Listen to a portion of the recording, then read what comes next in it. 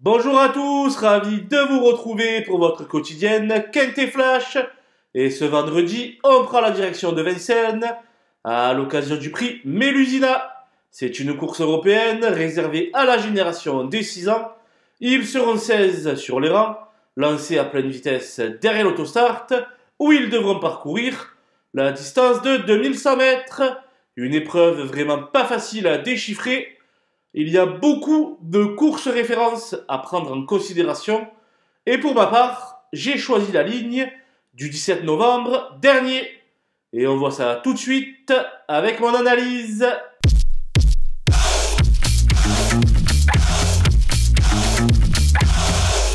Les bases avec le 4 Bocadamo qui m'a beaucoup plu par sa fin de course le 17 novembre dans un lot plus relevé. Il vient d'arriver dans les boxes de Jean-François Senet. Et cela ressemble à une belle acquisition.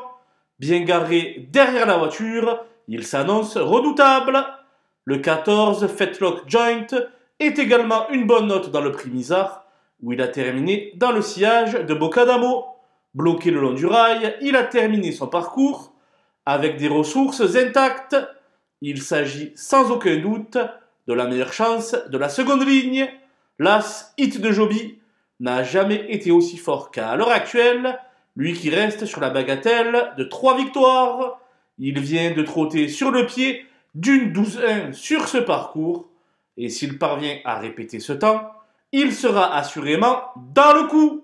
Les opposants avec le 7 Hunt qui vient de s'imposer dans un temps canon à Mokanchi, il forme un merveilleux tandem avec Florian Desmigneux et me paraît capable une nouvelle fois de fournir sa meilleure valeur. Le 3 Chaman vient de livrer une belle opposition à Hunt, ne s'inclinant que de très peu pour le succès. Bien loti derrière l'autostart, il est logique d'en attendre une performance de premier choix. Le 8 Hooper des Chasses a retrouvé du mordant depuis qu'il est entraîné à l'étranger. Certes, les courses sont d'un moindre niveau, mais il a prouvé qu'il avait toujours la pointure sur notre sol en s'imposant dernièrement à la Capelle. C'est un client pour les belles places. Le 6 Hello Paname est pleine peau à l'heure actuelle et pourra compter sur la main experte de Johan Le Bourgeois. Avec un bon parcours, il peut tenir la dragée haute à ses rivaux. Mon coup de poker sera le numéro 5 Titan Yoda, un sujet étranger qui reste quelque peu difficile à situer. La distance va naturellement lui convenir, mais possède-t-il la pointure des courses françaises ? Il représente l'X de la course. Les outsiders avec le 10 Halo AM qui a déjà montré de très belles choses sur notre sol, mais également un fichu caractère. Décidé, il pourrait jouer un mauvais tour à ses adversaires. Je n'avais pas la place pour lui, mais ce sera mon gros regret. Le 12 Igor Derpé n'a aucun espoir de revanche a priori sur Hit de Joby, mais il a l'avantage de faire toutes ses courses. S'il prend les bonnes roues, il peut se placer en bout de combinaison.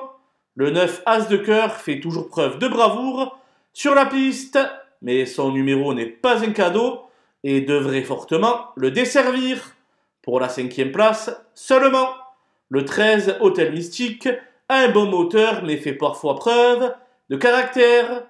J'ai préféré d'autres concurrents me semblant plus sûrs, mais sa présence à l'arrivée n'aurait rien d'infamant. Le 2 Hermès d'Écroville ne me semble pas au meilleur de sa forme actuellement. Il ne fait donc pas partie des choix prioritaires de cette épreuve. Le 16 Twigs Honor a déjà montré sa qualité sur notre sol, mais sous la selle, au sulky et avec un tel numéro, je demande à voir. Le 11 GK Justice me semble évoluer un ton en dessous de bon nombre de ses rivaux.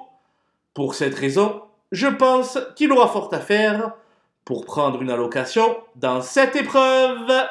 Un seul concurrent dans la colonne des délaissés, ce sera le 15 Heart of Glass, qui rentre ici et qui restera ferré. Il sera à suivre durant le meeting de Cagnes-sur-Mer.